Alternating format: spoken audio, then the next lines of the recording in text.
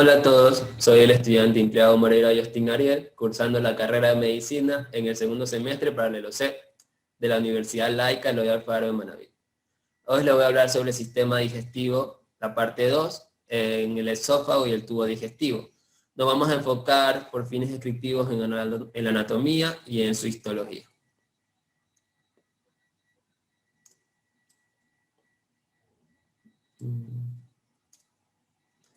En las generalidades del esófago y el tubo digestivo, sabemos que el tubo digestivo, como vamos a observar en la imagen, comienza desde el extremo proximal del esófago, en su unión con la faringe, y va a culminar su recorrido en el conducto anal, en el extremo distal. En la siguiente diapositiva podemos observar que va a estar compuesta por 4 capas distintivas. Desde la luz hacia afuera, podemos observar, en primer lugar, la mucosa, la cual va a estar compuesta por 3 componentes. Un epitelio de revestimiento, que es un tejido conjuntivo subyacente, que va a ser la denominada lámina propia, y vamos a tener la muscular de la mucosa, que va a estar compuesta por músculo liso. Tenemos luego más externo la submucosa, que está compuesta por tejido conjuntivo denso y regular. Tenemos la muscular externa, que va a estar compuesta en la mayor parte de sus porciones por 2 capas de músculos, como observamos en el diagrama. Tenemos la serosa, o también llamada adventicia, la cual es una membrana que consiste en epitelio plano simple y una pequeña cantidad de tejido conjuntivo subyacente, donde la pared del tubo se une o se fija directamente a estructuras contiguas, como puede ser, ejemplo, la pared del cuerpo o ciertos órganos retroperitoneales. Se encuentra también una adventicia, que ya lo mencioné, que va a estar compuesta solo por tejido conjuntivo. Luego hablaremos ahora de la mucosa, hablando de las generalidades de la mucosa específicamente. La mucosa, como ya lo mencioné, va a poseer un revestimiento de epitelio, una lámina propia de tejido conectivo y una muscular de 2 capas del músculo liso. Enfocándonos en el epitelio, que lo observamos ahí en el diagrama, en este momento, va a tener 3 funciones. Como barrera protectora, que provee de una separación estructural del medio externo, que en este caso equivale a la luz del tubo digestivo. Así las paredes del tubo van a estar protegidas de agentes patógenos, virus y bacterias. También va a funcionar como una superficie absorbente, debido a que los elementos de la digestión, tales como electrolitos, metabolitos, agua, entre otros, son difundidos a través de esta mucosa. Esto se da por la presencia de evaginaciones en las regiones apicales de las células, y estos son pliegues circulares, vellosidades en el intestino delgado y microvellosidades en todo el tracto intestinal, que ya vamos a hablar de ello más adelante. Tenemos la otra función, que es como secretora, debido a la distinta presencia de glándulas, que son las mucosas, que están en la lámina propia, las submucosas, que emiten túbulos, que conectan con las mucosas, y las extramurales, tales como el hígado y el páncreas, como observamos ahí en el diagrama, ¿verdad? Tenemos, hablando un poco de la lámina propia, que observamos también en el diagrama, va a poseer glándulas, y en ciertas regiones de la lámina hay aglomeraciones glandulares secretoras de moco, lo que va a permitir la lubricación del tubo. Estas últimas se van a localizar principalmente en lo que es el esófago y el conducto anal. Tenemos la muscularis mucosae, o también llamado muscular de la mucosa, que es la capa de músculo liso que toma los pliegues circulares de la mucosa, pero esta capa no posee relación alguna con la peristalsis. Luego en la siguiente diapositiva podemos observar, o vamos a hablar un poco de las generalidades de la submucosa. Esta capa de tejido conjuntivo denso y regular posee una amplia red de vasos sanguíneos y capilares linfáticos, que se van a esparcir por las demás capas. Además, aquí es importante recalcar que va a poseer una intricada red de fibras sinápticas viscerales de origen simpático, va a tener células parasimpáticas, que son los ganglios terminales, y va a tener sus somas neuronales. Luego tenemos la siguiente capa, que va a ser la muscular externa. Esta capa va a estar formada, como ya lo mencioné anteriormente, por 2 capas de células musculares lisas. Una capa suprayacente, es decir, que está superior, llamada capa circular interna, y otra capa subyacente, que se encuentra por debajo, llamada capa longitudinal externa. Aquí es importante recalcar que esta muscular externa va a formar esfínteres como el esfínter faringoesofágico, esfínter esofágico inferior, esfínter pilórico, esfínter iliocecal, esfínter anal y entre otros. Luego por último vamos a tener la siguiente capa, la cual va a ser la capa serosa, o también llamada adventicia. Esta va a poseer una capa de epitelio plano simple, que es el mesotelio, y una capa de tejido conjuntivo subyacente. Juntos forman lo que se conoce en anatomía topográfica como el peritoneo visceral. Luego tenemos lo que es el esófago, ¿verdad? Empezando desde arriba hacia abajo, vamos a ir describiendo las siguientes estructuras. Empezando por el esófago, como observamos ahí pintado de verde, este va a atravesar el cuello y el mediastino, sitios en los que están fijadas las estructuras por medio de tejido conjuntivo, y a medida de que ingresa en la cavidad abdominal, queda libre por una corta distancia, alrededor de 1 centímetro, 2 centímetros, para unirse con lo que es el cardias del estómago. La longitud de este esófago es aproximadamente unos 25 centímetros.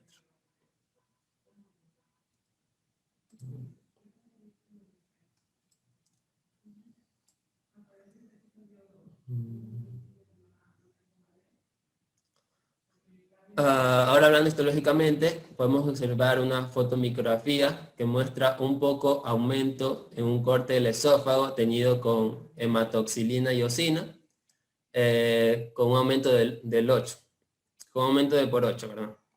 Aquí se ve el brillamiento característico de su pared, que le imparte un aspecto irregular a la luz. Como observamos, la luz va a estar formada irregularmente, no es algo muy compacto.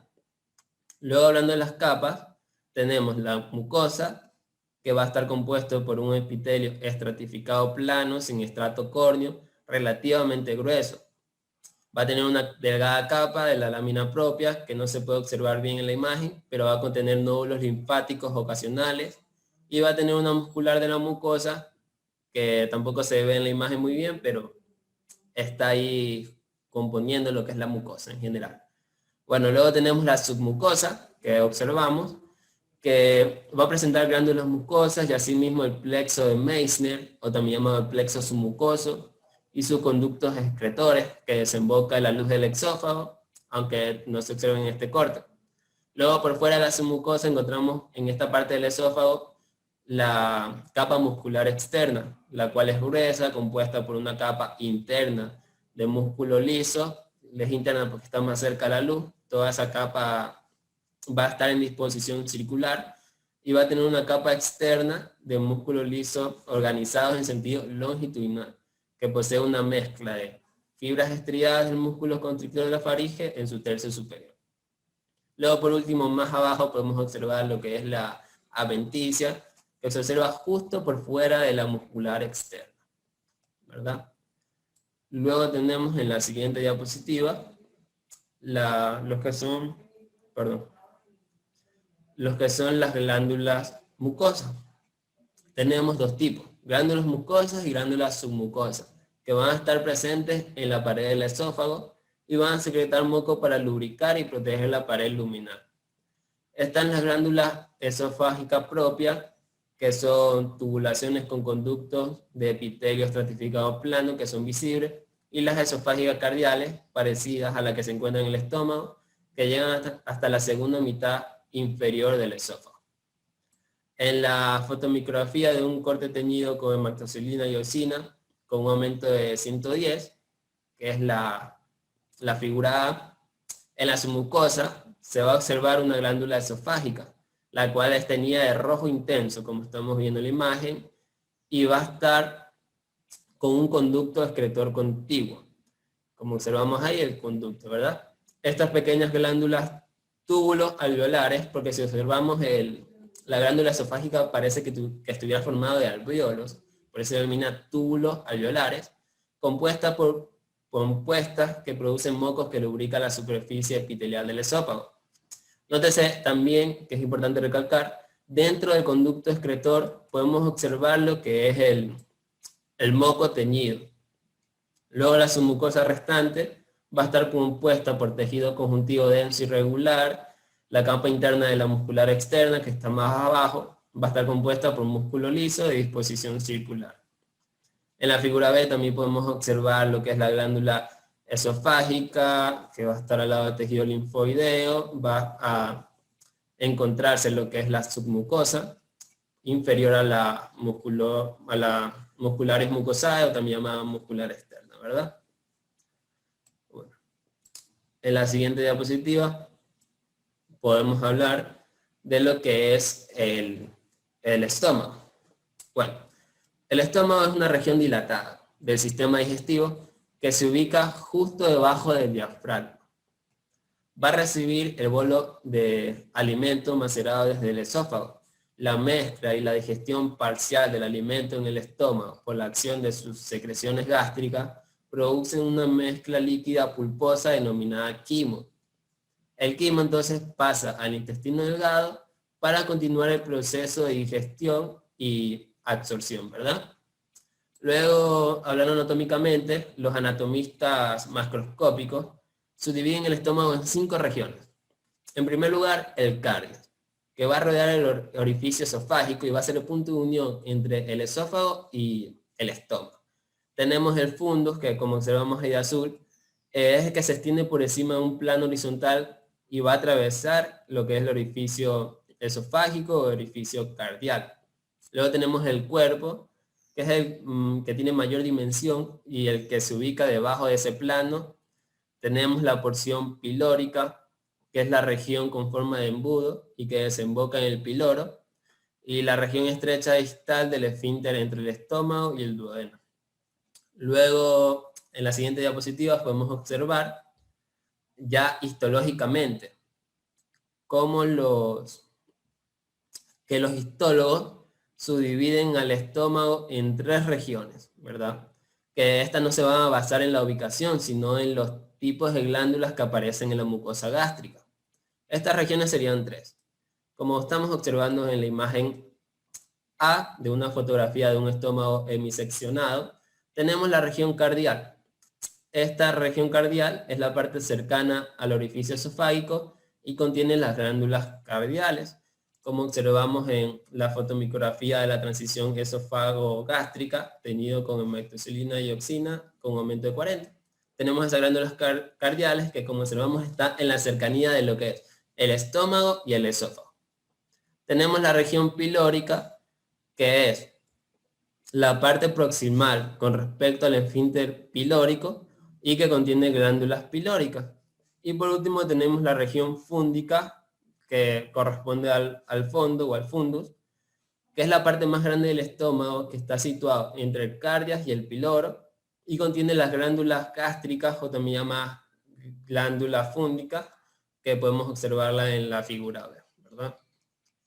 Luego, en la siguiente diapositiva, podemos observar lo que es la mucosa gástrica, enfocándonos en la mucosa gástrica del estómago, ¿verdad?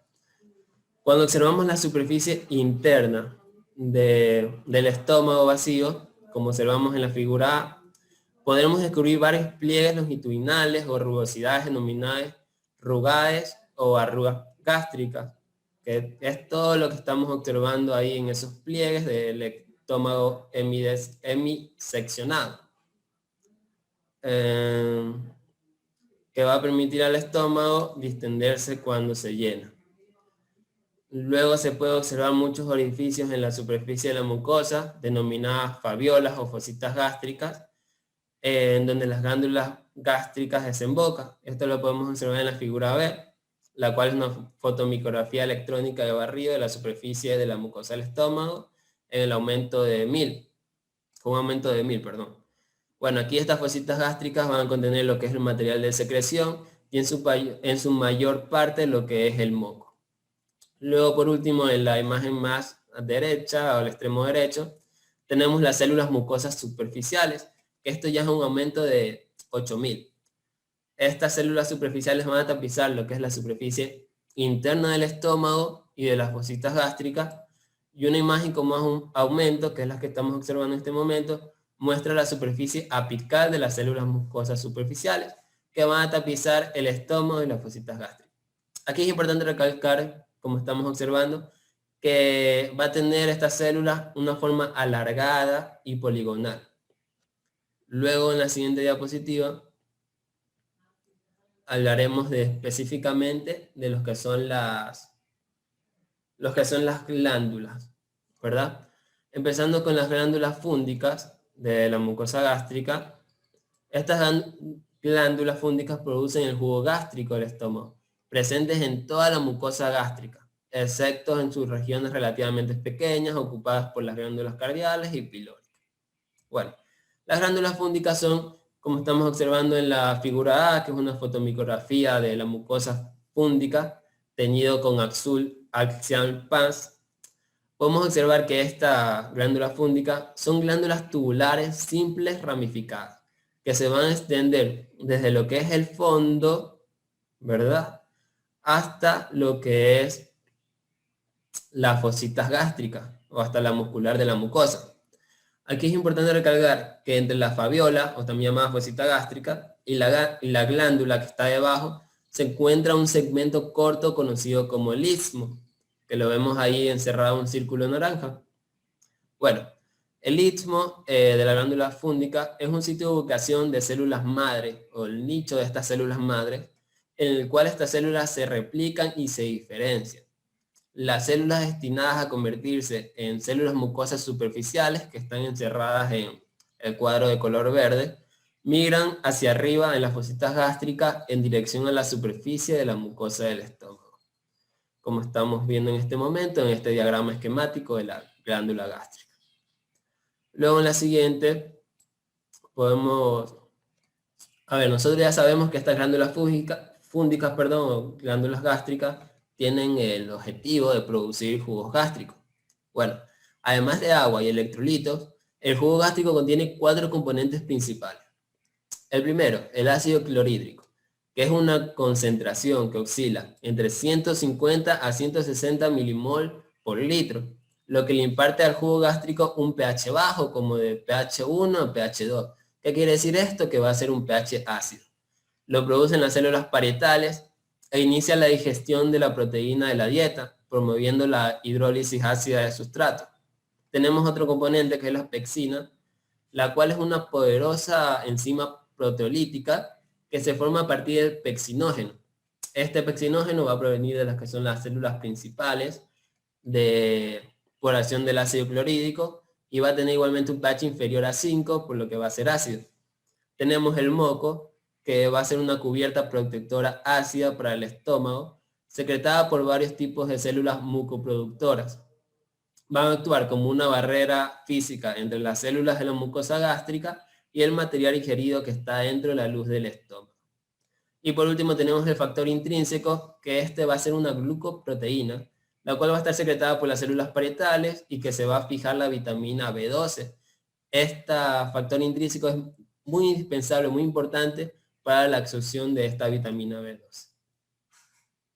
En la siguiente, aquí vamos a hablar de lo que son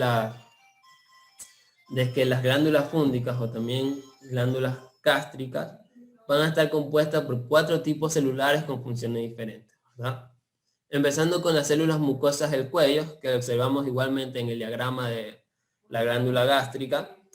Las células mucosas del cuello, como su nombre lo indica, estas células van a estar localizadas en la región del cuello de esta glándula gástrica. Van a secretar un moco soluble, menos alcalino en comparación con un moco turbio o insoluble, que es muy alcalino y que es producido por la célula mucosa superficial. Tenemos células principales o adelomorfas, que son típicas células secretoras de proteínas. Tenemos las células parietales o delomorfas, que se encuentran en el cuello de las glándulas fúndicas, entre las células mucosas del cuello y en la parte profunda de la glándula. Y por último tenemos las células enteroendocrinas, que se encuentran en general en todos los niveles de la glándula fúndica. En general puede distinguirse 2 tipos de células enteroendocrinas a lo largo del tubo digestivo: las enteroendocrinas cerradas y las enteroendocrinas abiertas. que van a secretar sus productos hacia la lámina propia o los vasos sanguíneos subyacentes.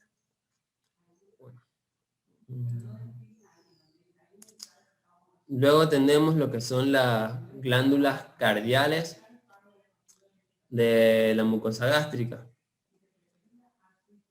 Eso que hablé fue con respecto a todas de la glándula gástrica. Ahora hablemos de las glándulas cardiales, de la mucosa gástrica, que como sabemos va a estar en la región cardíaca. Bueno, estas células están compuestas por células secretoras de moco y además están limitadas a una región estrecha del estómago, que es el cardio, la cual rodea el orificio esofágico para unirse a lo que es el esófago. Bueno, esto va a contribuir al jugo gástrico y va a ayudar a proteger el epitelio esofágico contra el reflujo gastroesofágico.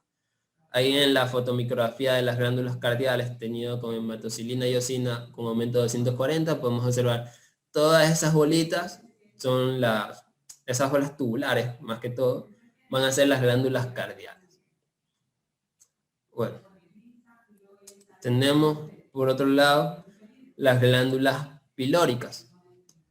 Las glándulas pilóricas de la mucosa gástrica son similares a las células mucosas superficiales, que ya mencioné anteriormente, van a contribuir a proteger lo que es la mucosa pilórica y van a estar ubicadas en el antro pilórico, que es la parte del estómago, si hacemos remember, es la parte del estómago entre lo que es el fundus y el piloro. Esta, como observamos en la fotomicrografía de las glándulas cardiales con hematocilina y eosina, van a ser unas glándulas tubulares enrolladas y ramificadas, ¿verdad? Como estamos observando ahí en la imagen. Luego tenemos en la siguiente diapositiva, podemos hablar de los que son las láminas propias y musculares de la mucosa, la submucosa gástrica, la muscular externa y la serosa. Bueno, empezando con la lámina propia del estómago, estas son relativamente escasas y restringidas en los espacios estrechos que rodean las fositas gástricas y de las glándulas. Tenemos la presencia de los estromas, los cuales están compuestos en gran parte por fibras reticulares con células musculares lisas y fibroblastos asociados. Tenemos la muscular de la mucosa, que observamos en la imagen. Esta muscular de la mucosa, que se encuentra superior a la mucosa, va a estar compuesta por dos capas bastante delgadas, que están dispuestas como una capa interna y una capa longitudinal externa. Tenemos la submucosa gástrica, la cual esta mucosa va a estar compuesta por tejido conjuntivo, que va a contener variables de tejido adiposo y vaso sanguíneo. Además también tiene fibras nerviosas y células ganglionares que componen lo que es el plexo submucoso o el plexo de Meissner. Por último tenemos la mucosa externa gástrica, que lo observamos ahí señalado de ME, que esta mucosa va a estar compuesta por una capa longitudinal externa, una capa circular media y una capa oblicua interna. Aquí es importante recalcar que se encuentra el plexo mientérico o plexo de Autbach, el cual inerva las capas musculares. Y por último tenemos la serosa gástrica, que esta va a continuar con el peritoneo parietal de la cavidad abdominal a través del aumento mayor y con el peritoneo visceral del hígado y a través del aumento menor. Bueno, ahora pasemos a hablar de lo que es el intestino delgado. Bueno, el intestino delgado es un componente más largo, o es el componente más largo, perdón, del tubo digestivo. Mide más de 6 metros y se divide en 3 porciones anatómicas como lo observamos en la imagen. El duodeno en primer lugar, que mide 25 centímetros de longitud, es la primera porción y la más corta y ancha del intestino delgado. Comienza a la altura del piloro del estómago y termina lo que es el ángulo duodeno-yeyunal. Tenemos el yeyuno, que mide 2,5 metros de longitud aproximadamente, comienza en el ángulo duodeno-yeyunal y va a constituir a las 2/5 partes proximales del intestino delgado. Y por último tenemos el ilión, que mide de 3,5 metros de longitud aproximadamente, y es una continuación del yeyuno y va a constituir lo que es las 3/5 partes distales del intestino delgado. Este ilión va a terminar en lo que es la válvula lesecal, en la unión del ilión distal y el ciego. Aquí es importante recalcar también que este va a ser el sitio principal para lo que es la digestión y de alimentos y para la absorción del producto de la digestión. Bueno, ahora pasemos a hablar de los que son los pliegues, ¿verdad? Los pliegues circulares, las vellosidades y las microvellosidades, que son los que incrementan la extensión de la superficie absortiva del intestino delgado, lo que quiere decir que nos va a ayudar a la absorción de este, ¿verdad? Empezando con los pliegues circulares, que lo podemos observar en la figura A, con esa fotografía de la superficie mucosa del intestino delgado. Estos son conocidos también como válvulas de Kerckring, que son repliegues transversales permanentes que contienen un centro de su mucosa, ¿verdad? Tenemos por otro lado en la figura B lo que son las vellosidades, en esa imagen microscópica electrónica de barrido del intestino delgado. Estas vellosidades son evaginaciones digiformes o singulares de la mucosa. Van a cubrir por completo lo que es la superficie del intestino delgado. Tenemos luego en la figura C lo que es las microvellosidades de los enterocitos. Estos van a proporcionar la principal ampliación de la superficie luminal.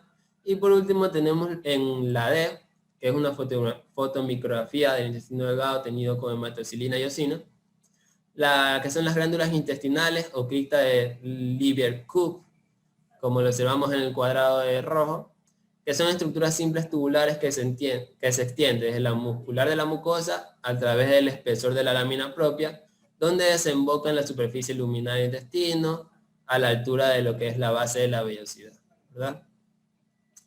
Luego la siguiente, en el epitelio de la mucosa intestinal, es importante recalcar que se va a encontrar a menos 5 tipos de células. En primer lugar hablaremos las 3 primeras: enterocitos, calciformes y de Paneth. Los enterocitos son células absortivas, se le denomina células absortivas porque son especializadas para el transporte de sustancias desde la luz del intestino hacia el sistema circulatorio. Estos son células cilíndricas altas con un núcleo posicionado en forma basal. También son células secretoras y que producen las enzimas necesarias para lo que es la digestión terminal y la absorción. Así también, que nos va a ayudar a lo que es la secreción de agua y electrolitos. Luego, por otro lado, tenemos las células calciformes, que lo observamos en esa fotografía de microscopio barrido electrónico. Estas células calciformes van a producir lo que es moco y representan glándulas unicelulares dispersas entre las otras células de epitelio intestinal. En el intestino delgado estas células van a incrementar su cantidad desde el duodeno hasta la porción terminal del ilion. Tenemos las células de Paneth que observamos en ese corte tenido con hematocilina y eosina. Estas células de Paneth van a cumplir una función que es la regulación de la flora bacteriana normal del intestino delgado. Se va a ubicar en lo que es la base de las glándulas intestinales con su acción antibacteriana y capacidad para fagocitar, es decir, para comerse prácticamente ciertas bacterias y protozoos. Estas células van a desempeñar un papel importante en la regulación de la flora bacteriana, como ya lo mencioné anteriormente, ¿verdad? Luego en la siguiente vamos a hablar de las 2 células faltantes, que son las células enteroendocrinas y las células M. Las células enteroendocrinas son las células que producen casi todas las mismas hormonas peptídicas que en el estómago y en el intestino. Van a producir al menos 2 hormonas importantes, que son la somatostatina y la histamina, que van a actuar como hormonas parácrinas, es decir, hormonas que tienen un efecto local y no circulan en el torrente sanguíneo. Luego tenemos en la otra parte lo que es la célula M. Estas son células que cubren las placas de Pleyer, que funcionan como células transportadoras de antígenos altamente especializadas que van a relocalizar antígenos intactos de la luz intestinal a través de la barrera epitelial. Es importante también recalcar que va a transportar microorganismos y otros o otras macromoléculas desde la luz intestinal hacia las placas de Pleyer y otros nódulos linfáticos grandes. Bueno, eso con respecto a la mucosa. Ahora hablemos de la submucosa del intestino delgado. La submucosa va a ser una característica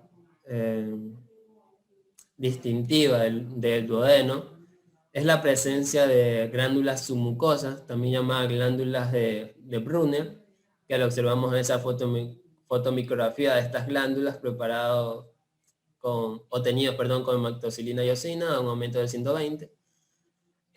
Van a estar estas glándulas, esta submucosa va a estar compuesta por tejido conjuntivo denso y la acumulación de adipocitos. Las glándulas submucosas poseen células secretoras con características de células productoras de zimógeno y moco. Esta secreción muy alcalina va a servir para proteger el intestino delgado y neutralizar el quimo ácido proveniente del estómago. Luego tenemos la siguiente capa, la muscular externa. En esa fotomicrografía electrónica del plexo mientérico. Este plexo es importante, ¿por qué? La muscular externa va a estar compuesta por una capa interna de células musculares lisas, dispuestas en forma circular y dispuestas en forma longitudinal, como las anteriores mencionadas. Pero los componentes principales de esto va a ser el plexo mientérico, o plexo de Auerbach, que se localiza entre estas dos capas musculares, es decir, entre la capa de células musculares lisas en forma circular y las células musculares lisas en forma longitudinal, ¿verdad?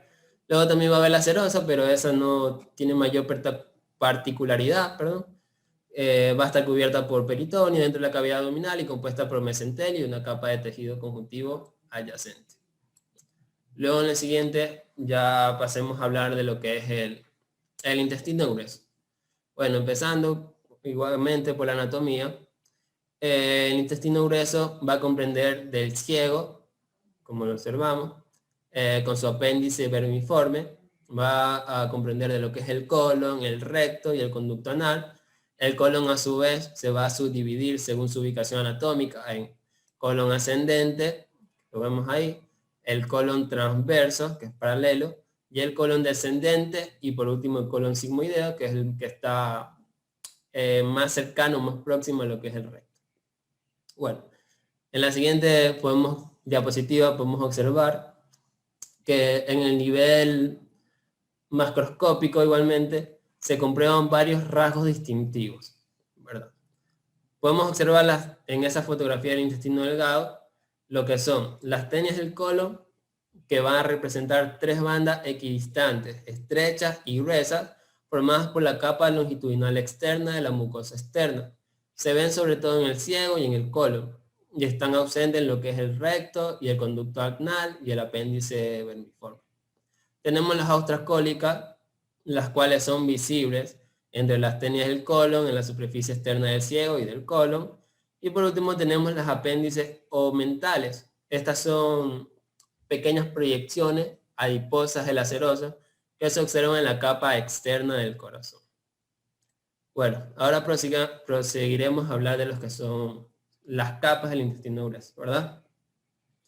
Empezando por la mucosa. La mucosa del intestino grueso presenta una superficie lisa, sin pliegues circulares ni vellosidades, y contiene abundantes glándulas intestinales tubulares rectas, que son las criptas del liver cove. Estas criptas es lo que vemos ahí encerrado en esa fotomicrografía de un corte teñido con hematoxilina y eosina de la mucosa del intestino grueso con aumento de 140. Todo lo que está encerrado en el cuadrado son estas glándulas intestinales tubulares rectas, ¿verdad? Las funciones principales del intestino grueso son la reabsorción de agua y electrolitos y la eliminación de alimentos no digeridos y de desechos. Tenemos que la función primaria de las células absortivas cilíndricas es la reabsorción de esta agua y electrolitos, y esta reabsorción se va a lograr mediante el sistema de transporte impulsado por la ATP, la cual es activada por la bomba sodio-potasio. Bueno, el epitelio de la mucosa del intestino grueso va a contener los mismos tipos celulares que el intestino delgado, excepto las células de Paneth, que normalmente faltan en los seres humanos. Ahora hablando de la lámina propia. Aquí es importante recalcar 4 cosas. En primer lugar, decir que las láminas propias contienen los mismos componentes básicos que el resto del tubo digestivo, excepto por estructuras adicionales, que son, empezando por la meseta colágena. La meseta colágeno es una gruesa capa de colágeno, como lo dice su nombre, y proteoglucanos, que se va a ubicar entre la lámina basal del epitelio y de los capilares venosos absortivos fenestrados. Este va a tener importancia que participa en la regulación del transporte de agua y electrolitos desde el compartimento intercelular del epitelio hacia el compartimento vascular. Tenemos la vaina fibroblástica periclíctica, en donde los fibroblastos se dividen debajo de la base de la glándula intestinal, junto a lo que son las células madres del epitelio. La mayoría de estas células, después de alcanzar el nivel de la superficie luminal, van a adoptar la característica morfológica o histoquímica de los macrófagos. Tenemos el GALT, que es continuo con lo que es el ilión terminal. Este GALT vamos a encontrar nódulos linfáticos grandes que distorsionan el espacio regular de las glándulas intestinales y se extiende hacia lo que es la submucosa. Y por último tenemos los vasos linfáticos. Hay vasos linfáticos de pequeño calibre, ocasionales, a la altura de las bases de las glándulas intestinales. Estos vasos lo que van a hacer es drenar hacia la red linfática de la muscular de la mucosa. Bueno, eso con respecto a la mucosa. Ahora hablemos de la capa muscular externa, que podemos observar en la siguiente diapositiva.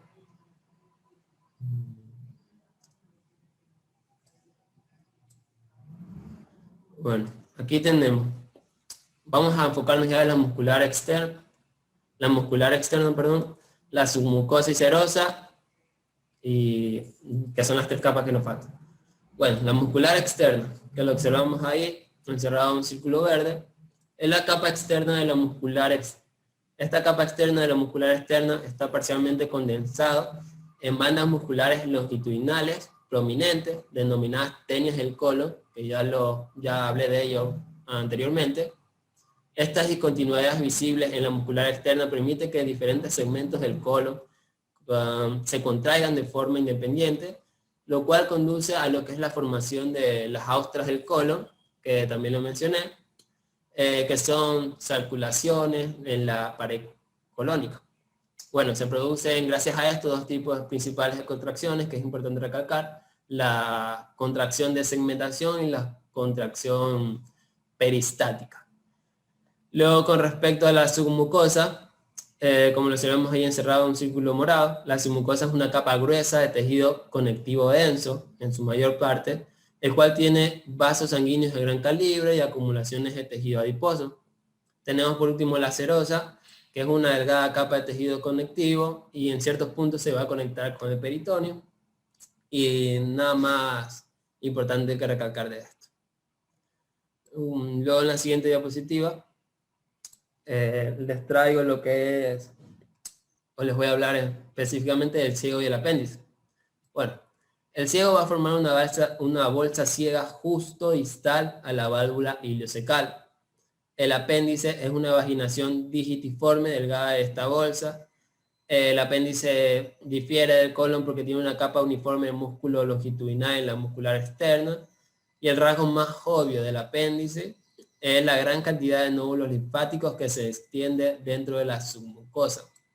Aquí en esta fotomicrografía de un corte transversal a través del apéndice, podemos observar los nódulos linfáticos, la capa de la mucosa, la submucosa y la capa muscular externa, ¿verdad? Luego en la siguiente diapositiva, vamos a hablar de lo que es el recto y el conducto anal, ¿verdad?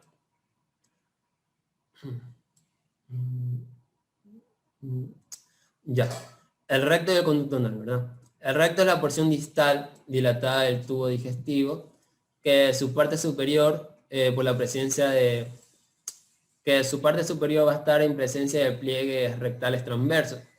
La mucosa va a poseer glándulas intestinales tubulares rectas con células calciformes. La porción más distal del tubo digestivo es el conducto anal, el cual tiene una longitud media de 4 centímetros y se extiende de la cara superior del diafragma pélvico hasta lo que es el orificio anal. Luego podemos observar que van a haber estas tres zonas del conducto anal: la zona colorectal, la zona de transición anal y la zona escamosa. En la siguiente diapositiva le voy a hablar de características histológicas de esta zona, ¿verdad?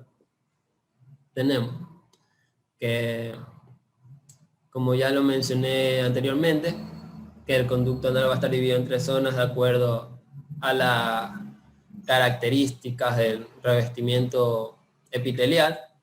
Tenemos la zona colorectal, que la observamos ahí de color amarillo encerrado, que se encuentra en la tercera parte superior del conducto anal y contiene epitelio cilíndrico simple, como estamos observando en la fotomicrografía del conducto anal tenido con hematocilina y eosina, uno que es la figura A con un aumento del 10 y la figura B con un aumento del 200.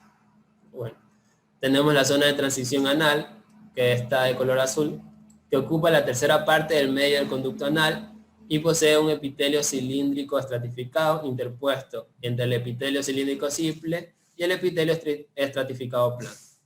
Este se va a extender desde lo que es la zona cutánea del conducto anal. Y por último tenemos la zona escamosa, que está en color rojo, que se encuentra en la tercera parte inferior del conducto anal. Y esta zona va a estar revestido por, como observamos en la imagen, por epitelio estratificado plano, o también llamado escamoso, por eso se denomina zona escamosa, que es continuo con lo que es la piel perineal. Esto sería todo con respecto al esófago y el tubo digestivo, enfocándome en la anatomía y la histología. Muchas gracias.